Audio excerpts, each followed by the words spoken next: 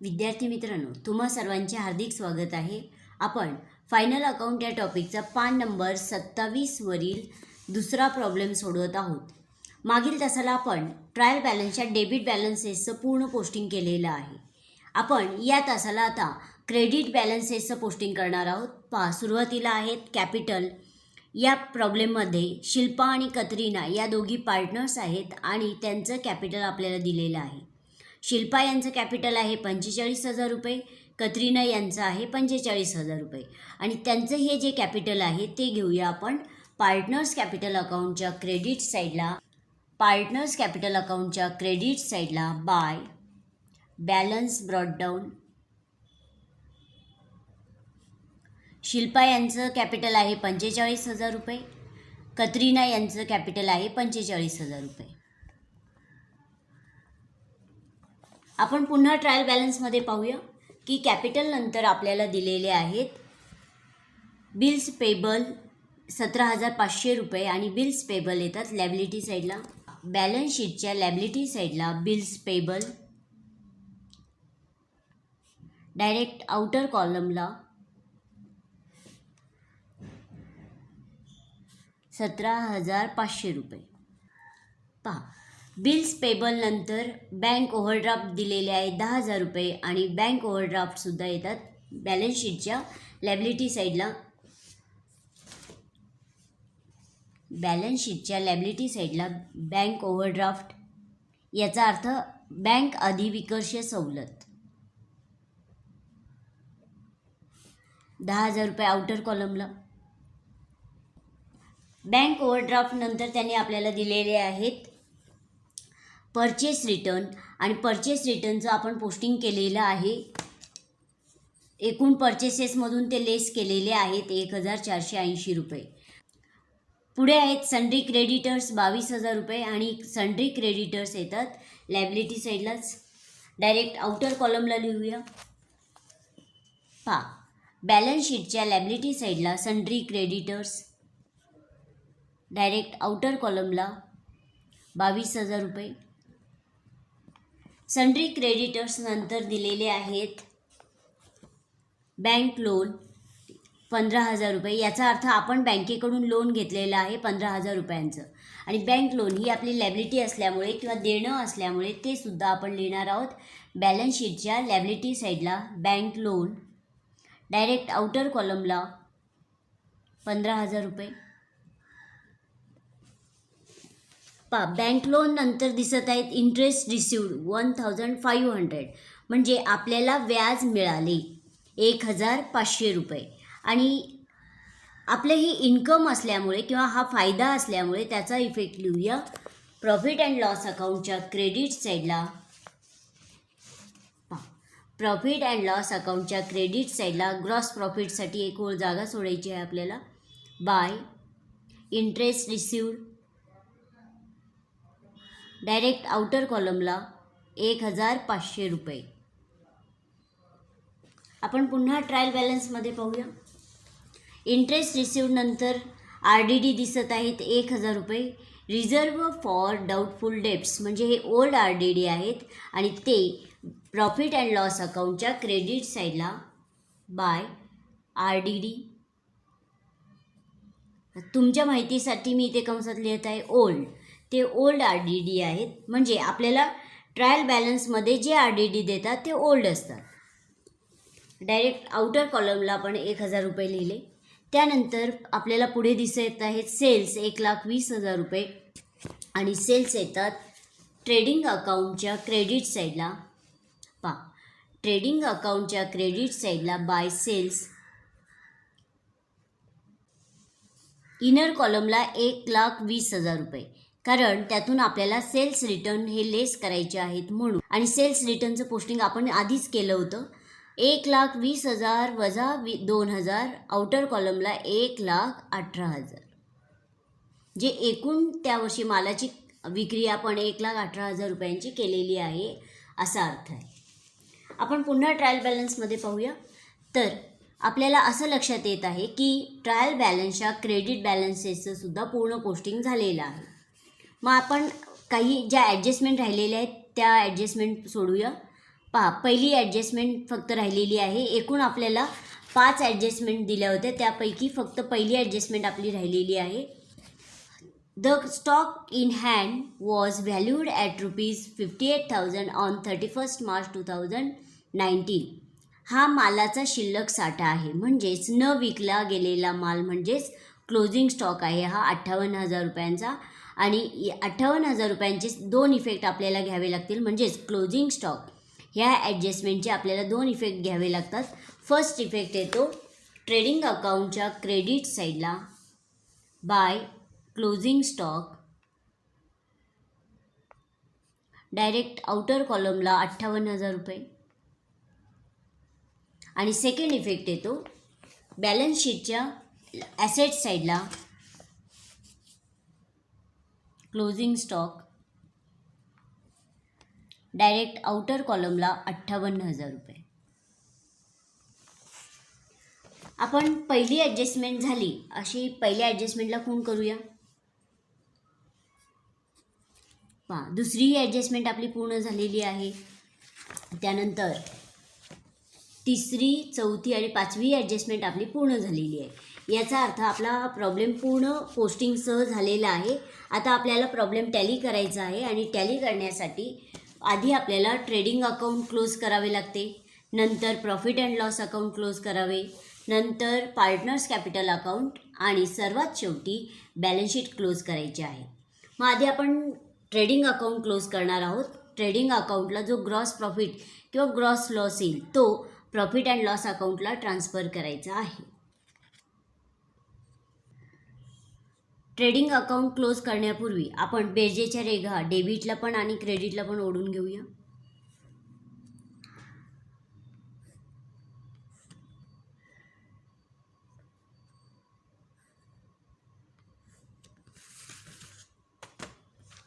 आधी trading अकाउंटच्या debit साईडची आपल्याला स्वतंत्र बेरीज करायची आहे आणि क्रेडिट साईडची स्वतंत्र बेरीज करायची आहे. डेबिट साईडची बेरीज आलेली आहे 1,24,820 रुपये आणि हे तुमच्या माहितीसाठी मी इथं पेन्सिलीने लिहित आहे. आणि क्रेडिट साईडची बेरीज आलेली आहे 1,76,000 रुपये. पहा, डेबिटची बेरीज आली 1,24,820 रुपये आणि क्रेडिट साईडची बेरीज आलेली आहे 1,76,000 रुपये. आता तुलना करायची की मोठी बेरीज कोणती आहे, डेबिटची आहे की क्रेडिटची आहे. तर आपल्याला सहज लक्षात येत आहे की 1,24,820 रुपयांपेक्षा 1,76,000 रुपये मोठी रक्कम आहे, म्हणून आपल्याला क्रेडिट साईडची बेरीज मोठी दिसत आहे. मग जी बेरीज मोठी आली ती क्रेडिटला पण लिहूया आणि डेबिटला पण लिहूया, 1,76,000 रुपये.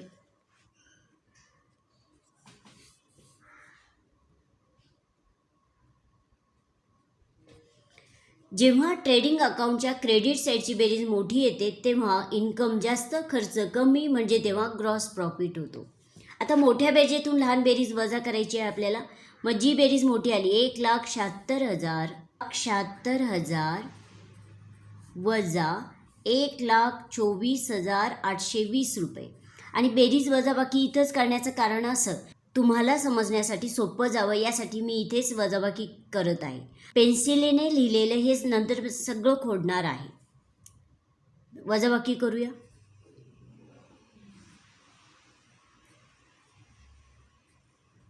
उत्तर आलेलं आहे 51,180 रुपये. म्हणजे त्यांना ग्रॉस प्रॉफिट झाला 51,180 रुपये टू ग्रॉस प्रॉफिट. आणि जो ग्रॉस प्रॉफिट झालेला आहे तो ट्रान्सफर करूया प्रॉफिट अँड लॉस अकाउंटच्या क्रेडिट साईडला by gross profit, direct outer कॉलमला 51,180 रुपये. मग ग्रॉस प्रॉफिट ट्रान्सफर झाल्यानंतर आता आपल्याला profit and loss account close करायचं आहे. मग आधी आपण बेरजेच्या रेघा ओढून घेणार आहोत डेबिट साईडला सुद्धा आणि क्रेडिट साईडला सुद्धा. मग जिथं आपलं पोस्टिंग झालेलं आहे 1, 2, 3, 4 बरोबर चौथ्या ओळीवर आपल्याला बेरजेच्या रेघा ओढून घ्यायच्या आहेत.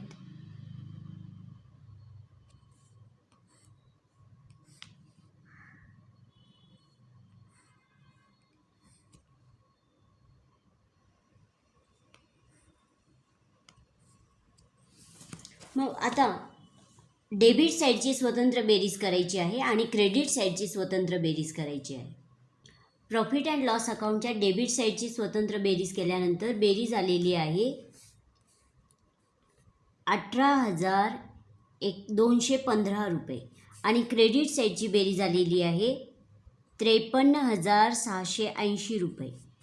मग आपण जी बेरीज मोठी आली पहा, 18,000 रुपयांपेक्षा 53,000 ही अमाऊंट मोठी आहे, म्हणजे प्रॉफिट अँड लॉस अकाउंटच्या क्रेडिट साईडची बेरीज मोठी आलेली आहे 53,680 रुपये. जी बेरीज मोठी आली ती आपण डेबिटला पण लिहूया आणि क्रेडिटला पण. 53,680 रुपये. जेव्हा प्रॉफिट अँड लॉस अकाउंटच्या क्रेडिट साईडची बेरीज मोठी येते तेव्हा नेट प्रॉफिट होतो, म्हणजे इन्कम जास्त खर्च कमी असा अर्थ आहे. मग आता मोठ्या बेरजेतून लहान बेरीज वजा करूया. पहा, 53,680 वजा 18,215 रुपये.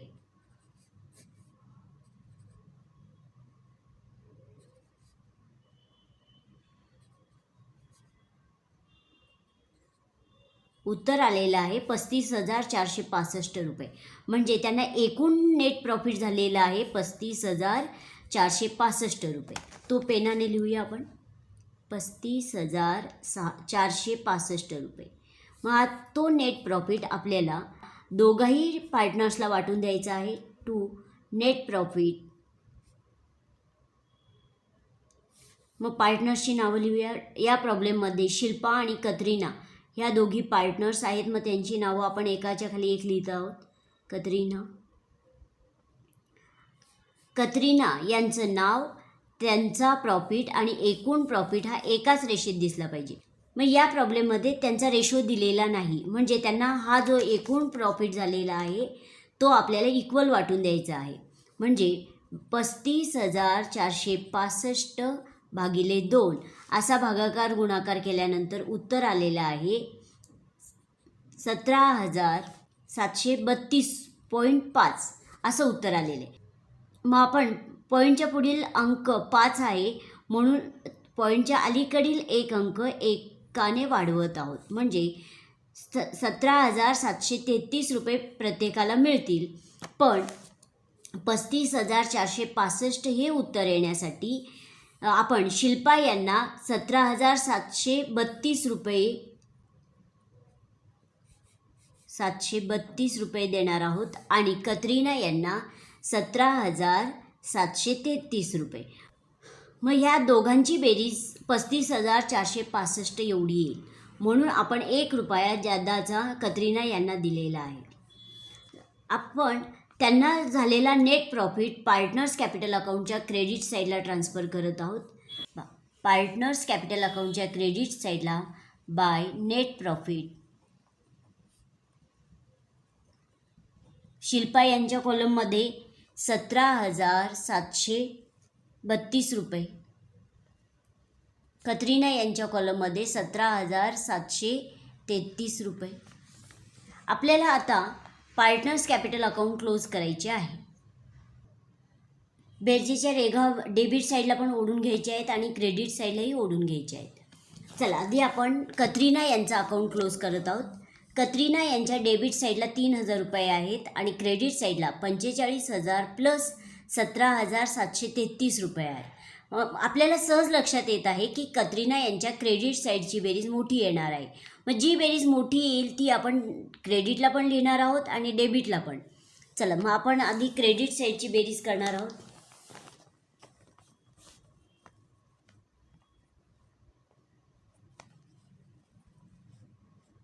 उत्तर आलेलं आहे 62,733 रुपये. मग जी बेरीज मोठी आली ती मी डेबिटला पण लिहिणार आहे 62,733 रुपये. आता 62,733 मधून 3,000 लेस करावे लागतील, म्हणजे आपल्याला डेबिट साईडला तेवढा बॅलन्स कॅरी डाऊन द्यावा लागेल. 62,733 वजा 3,000 उत्तर आलेलं आहे 59,733 रुपये. आता आपल्याला शिल्पा यांचा अकाउंट क्लोज करायचं आहे आणि ते याच पद्धतीने शिल्पा यांच्या डेबिट साईडला 2,000 रुपये आहेत आणि क्रेडिट साईडला 45,000 प्लस 17,732 रुपये. आपल्याला सहज लक्षात येत आहे की शिल्पा यांच्या क्रेडिट साईडचीच बेरीज मोठी येणार आहे. मग आपण ती बेरीज करूया.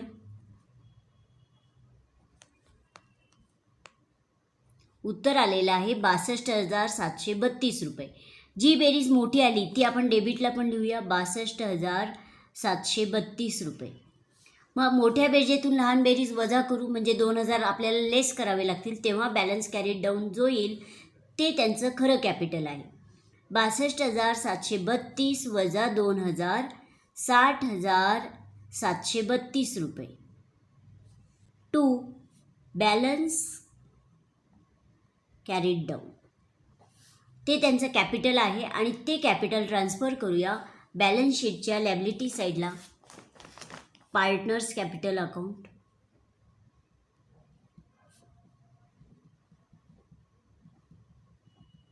शिल्पा अँड कतरीना.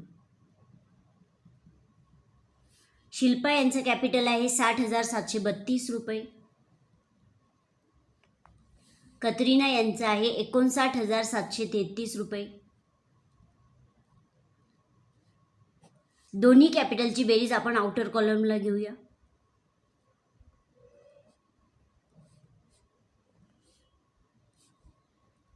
उत्तर आलेलं आहे 1,20,465 रुपये. म्हणजे दोघींचं कॅपिटल मिळून 1,20,465 आहे. आता आपल्याला बॅलन्स शीट क्लोज करायची आहे, म्हणजेच बॅलन्स शीटच्या लॅबिलिटी साईडची स्वतंत्र बेरीज करायची आहे आणि ॲसेट साईडची स्वतंत्र बेरीज करायची आहे. आणि जेव्हा बॅलन्स शीटच्या लॅबिलिटी साईडची बेरीज आणि ॲसेट साईडची बेरीज समान येते तेव्हा आपला प्रॉब्लेम टॅली झाला असे आपण म्हणतो. जर बेरीज समान आली नाही तर आपलं पोस्टिंग कुठेतरी चुकलेलं आहे असं समजावे. चला तर आपण बॅलन्स शीटच्या लॅबिलिटी साईडची आणि ॲसेट साईडची बेरीज करूया. बेरीज करण्यापूर्वी बेरजेच्या रेघा ओढून घ्यायच्या आहेत, लॅबिलिटी साईडला पण आणि ॲसेट साईडला सुद्धा.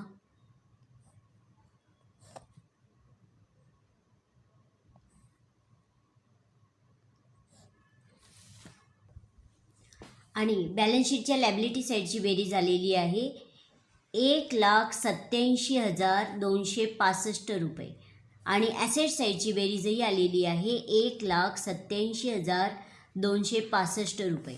म्हणजे आपला प्रॉब्लेम 1,87,265 रुपयांनी टॅली झालेला आहे.